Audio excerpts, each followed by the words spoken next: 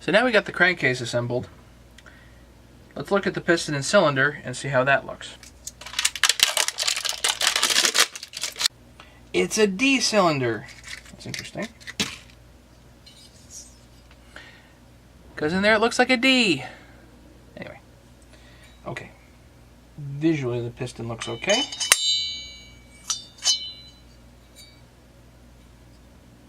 Different plating than they have on the other models. Still rough. No inverted bevel there. That looks like it's off. No inverted bevel there. You could actually run this particular cylinder as is if you wanted to. I'm probably going to do a little port work on it, but you probably could actually run this without risking hooking a ring. The exhaust seems like it's canted though. It's not going to open evenly left to right. And there is a lip internally. There's a lip that I've had this trouble on the side here. Had that trouble before. Even on the OEMs, there's a plating lip. Nice to sand that off sometimes. Okay, so let's put the piston on. This looks like the bearing.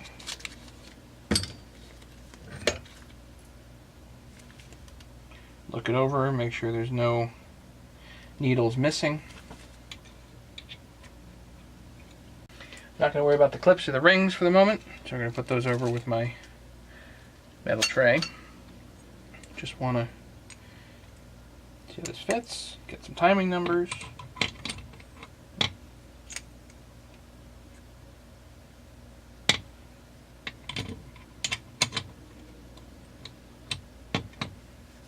Fits in there easy.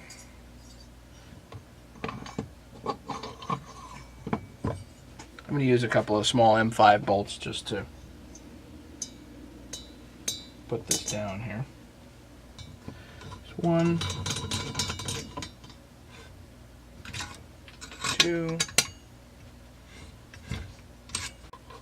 Right, flywheel too. In this particular kit, the flywheel key comes in a separate bag. Easy to lose these particular buggers. I know there are guys that do timing advances and things like that by filing off the key. I'm not going to worry about that for the purposes of this video. Flywheel key in. In general, the key is just a positioner. That's really all that it is. Doesn't really hold anything. The taper holds when this is fully seated. There's no base gasket here, so I'm going to check Squish. First off, does it turn over? The answer is yes. And the Squish is wider than my 30,000 solder. It sure feels like the Squish is wider than my 60,000 solder. So for sure, that is wide. Let's double it over and see where it squishes to. Finally got it to squish. It's more than 60 thousandths. That's not good. I don't even know if that'll run. Tell you what, I'm going to have to do something. Don't have any choice. That's without a base gasket. Add another 20 thousandths for the base gasket, probably. So I have to machine this anyway. I don't really have a whole lot of choice. 60 thousandths is just too big, really, to run. Anywhere between 20 and 40, really anywhere between 15 and 40 I'll run. But 60 is just crazy. It's just not going to generate compression. So, a couple of options. Get a different cylinder head. That's one option. And hope that it has less squish. Or two, do the machining. So if I'm going to be machining this, I might as well get rid of that stupid lip at the top of the cylinder. And the way I do that, you can cut it with a lathe, but the way I do it, I'm not going to be that fancy about it, is I'm going to use some sandpaper on the cylinder head. I believe this is 50 millimeter, so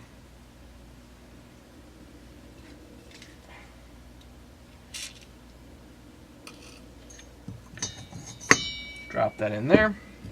Now that sandpaper is just held on by JB Quick Weld.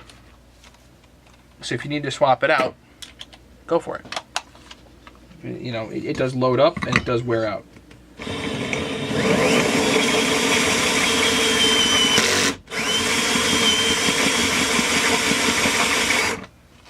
So I've got a wrist pin in there. And I've got my clutch adapter for my Husky 350. Lube again. And you do this as much as you want.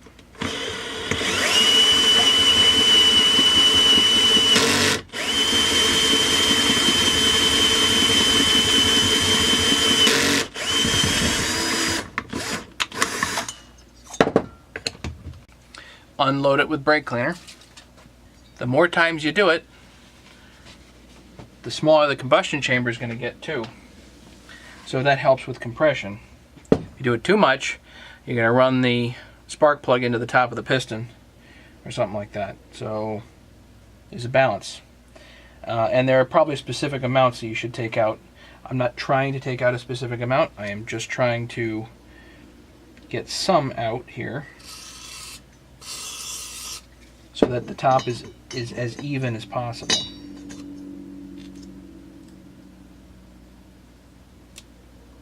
Oh, that came off. Try again. Fresh piece of sandpaper here, cut with the knife, and I'm going to use a little bit of JB Quick Weld.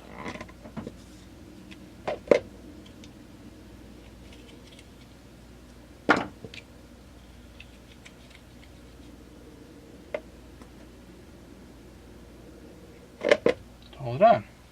You really only want a thin layer underneath this piece of sandpaper, because what happens is it gets too goopy, it's going to be uneven, and then you're going to cut uneven, which is pretty much a guarantee anyway, but you don't want to be that uneven. That's pretty good. Put this upside down. Happen to have a second one here, so we'll just use this for these particular purposes. You can kind of feel it when it's loaded. It stops cutting. Loaded.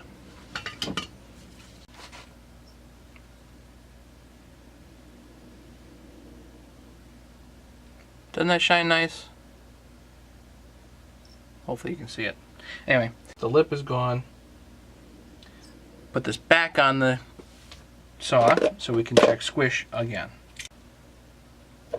Definitely not the best way to check big squish here, but let's call it 70 thousandths. So I gained probably about 7 or 8 thousandths just by doing that. So now if I'm at 70, I have to cut off 50 to get an optimal 20. Assuming no base gasket. And I need to cut off 70, assuming my base gasket is 20 thousandths. So that's 18 thousandths. So there's quite a bit of trimming to do on that. That's unfortunate, but we'll do it on the Bridgeport, the lathe, something. I'll get it done. Through the miracle time travel, we will have this done in a jiffy. Ready? Here it is. Now, I don't like taking from the base. My own personal thing, I don't like doing it. The biggest reason is because you thin out the ears here, and because that's really where I've seen these type of things crack. There's pictures. So we took 68 thousandths off there, machined it, and I put a little sandpaper on here so it's nice and smooth. Just hit it with the sandpaper, just like that.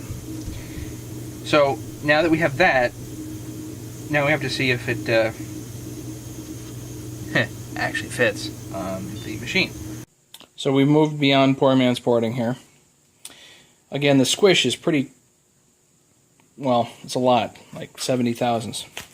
So if I want a final squish of 20 thousandths, and I'm going to add to the 70/18, but I want 20, so that's 88 minus 20 is 68. So I need to take off 68 thousandths here.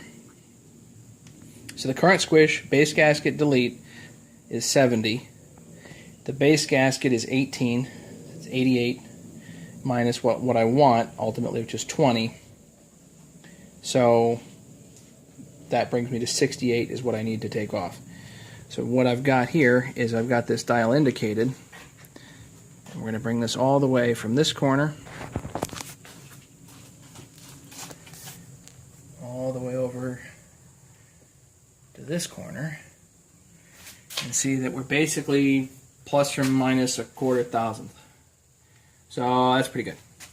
Assuming this is pretty tight, which it is, all I got to do now is take a cut, and I'm going to take 68 thousandths off of here. Now I could do this in the lathe, but I didn't feel like it. I figured I'd do it on the Bridgeport just to see if it could be done. I think it can be done. Let's do it. So here we're going. Bring it up just till it touches. Oh. Good. That may be just a hair much.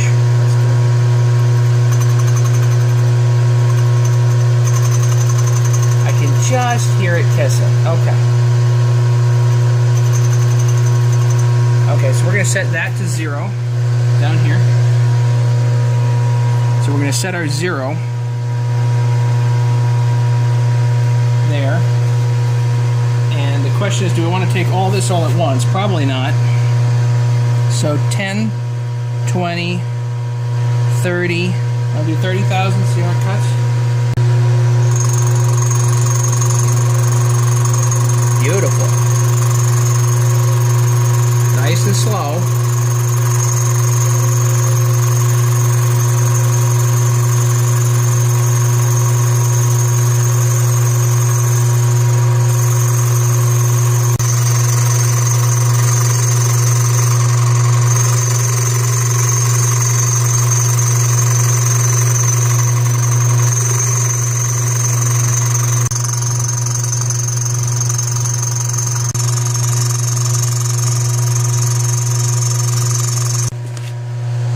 $40, $50, $60, $8. That's it. A slight bit more bite.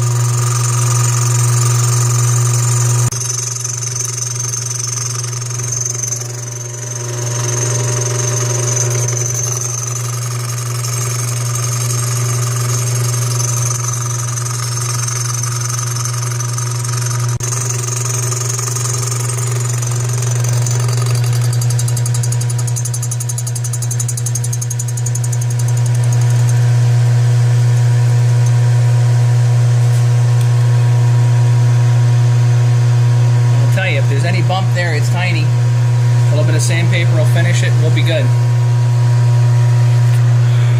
That's that. Back to the shop. So I was thinking, these gaskets, which I'm intending to use, have a fixed thickness. They have a bump in them here, but they have a fixed thickness. So,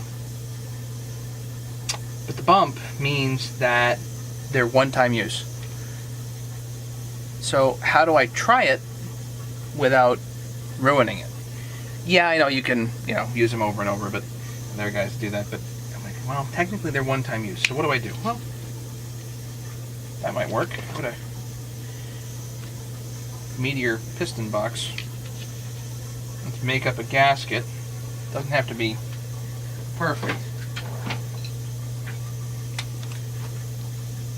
Make up a gasket. You get the idea? So, make it up. Then we can take the micrometer to it, measure it, and say, well, this gasket is, say, 23 thousandths thick. That gasket's 18.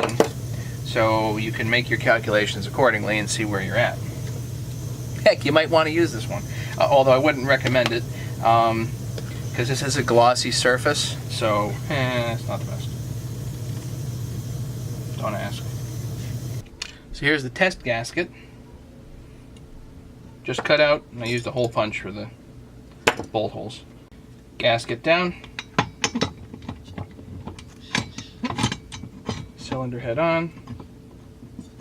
Now, there may be issues with dropping it as much as I did. There may be fitment issues.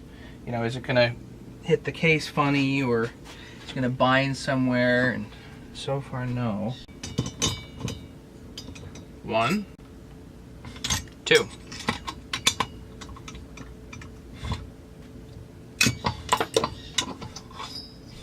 Not a head slapper. That's good. Let's look here for fitment issues first before I do anything else. So that's fine there. Sometimes the flywheel gets in the way. Let's see. Not even close. We're good. Okay, so fitment, we're fine. Solder to check squish. Looks pretty tight to me. 17 thousandths.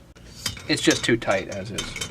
Another option, of course, is I can actually sand the surface of the piston a little bit.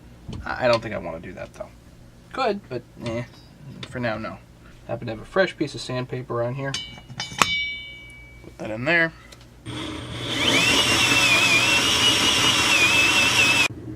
Now, I'll be honest here and say this is a lot of work. It's very possible that the OEM cylinders fit significantly better than this. So, you don't have to do all this stuff. Then again, there's nothing really wrong with what I'm doing.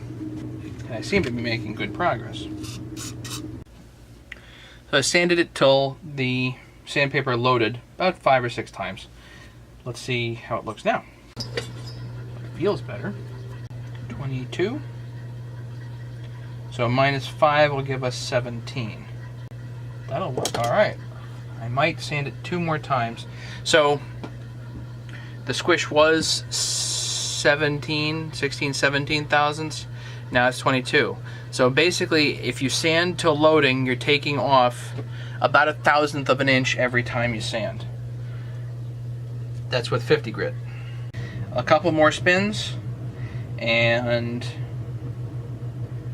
that's that. Try again.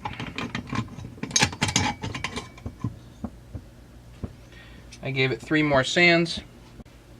Looking for about 25. 25 would make me happy. 24.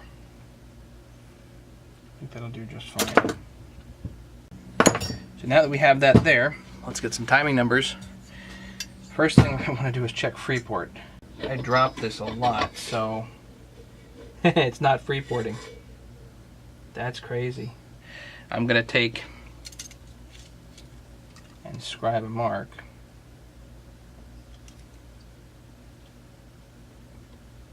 Just a teeny tiny mark in the piston. Just, I want to see exactly how much of leeway we have there, but it's not Freeporting. So you can see that there's no opening here, no matter where you have this. Okay, so we have squish, there's no Freeport there. Timing wheel. I've done timing wheel stuff more in depth than other videos, so feel free to check those out. Also, Mastermind has a great video on how to set up a timing wheel, so I'm not going to go over that here. I'm just going to get the numbers. I noticed that the exhaust is really rounded. So right about where it cracks is 103. You can actually probably leave it there, 103. I can show you how rounded the exhaust is. So you can see as it cracks open, it's got quite the concavity to it. So if we can flatten that exhaust just a little bit more, it'll be pretty good. And 103 is going to give us a little bit of extra torque, not quite the RPM that say 100 or 98 would, but so what I can do is not touch the dead center right there. I don't want to touch that too much, but I do want to square it off just a little bit when I'm doing my port work. The intake here, and the intake timing is about 70. So let's give this a little bit more intake. I'm going to move this to 80. And I'm going to score the piston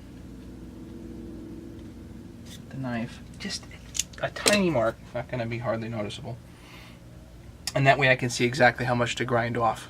Cylinder head comes off, we're going to put a ring inside and see if we can set the transfers. Let's set the ring in.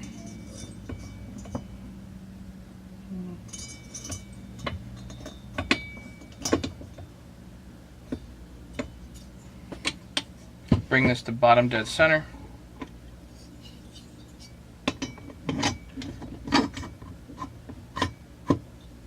Bolts back in.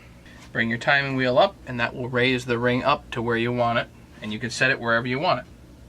So 90, 100, 110, 120. Let's bring it up to 120 and see where we end up here.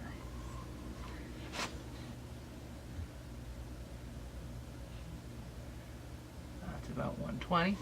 Back it off. Bolts out. Cylinder head off. Heads off. Let's have a look. There's the ring. Wow. As far as timing goes, it looks like, so over here the timing is more like, probably as a guess, 122, and the timing here is like 118, 119. So that's a very nice gradation there. And it's basically identical on the other side. Basically identical there. Really, I don't want to change the timing much at all. So what I might do is just simply make sure the ports are beveled correctly, smooth everything inside. I'm not going to change that much at all. Now I do look, when you look at the piston, where the mark I made on the intake, it's about 2 millimeters up.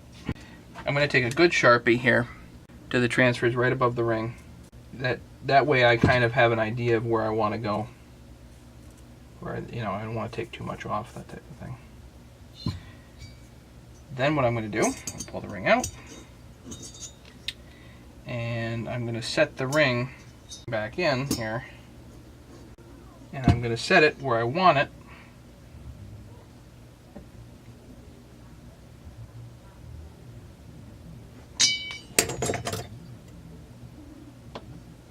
A little more than a ring thickness, and that'll give me good intake timing. So I don't want to cut into the black in that case. Nice. So I don't want to cut into that black mark, and that'll give me an appropriate level of intake timing. Here and here clearly need to be squared off a bit. So we'll do those first, and then I'll mess with the exhaust.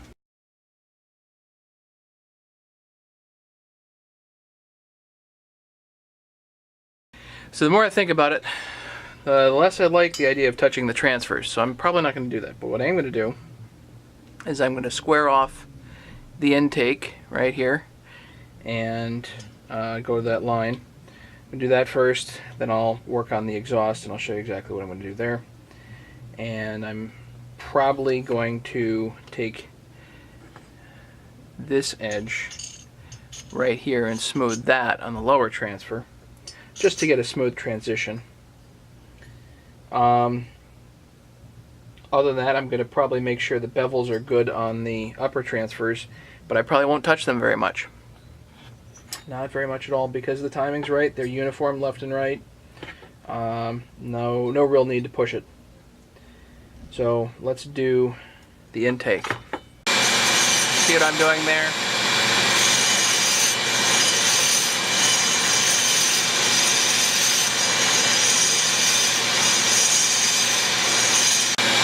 You get the idea. So on the exhaust, I have an idea that I really don't want to grind the floor of the exhaust, or whatever I call it, roof. I don't want to grind it too much, because 103 is a fine number. Maybe get to 102, 101, 100. Anywhere in there is going to be fine. So I don't want to, but I don't want to grind it too much. So let's take a ring, press it, stick it in here. and press the ring down till it's in visually the right spot. Ah, real close. So that's good right there. Now we can take our Sharpie,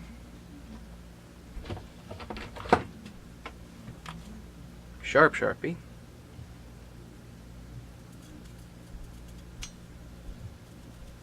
hit it.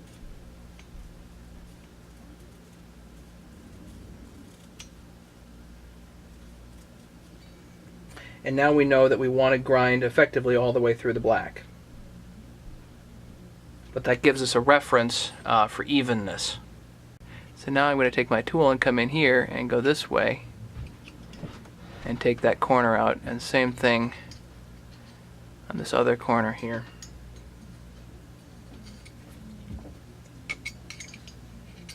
Here.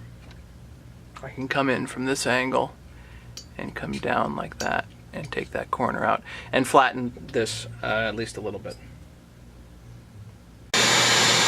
So I've gone in with my sander, little drum sander. This little thing helps out a lot. And now I'm going to use a football diamond as a last step to do the bevels. So right on in here, just like that, and get a bevel on it, and I'll include some high-res photos of what I'm doing. That way you can see what I got.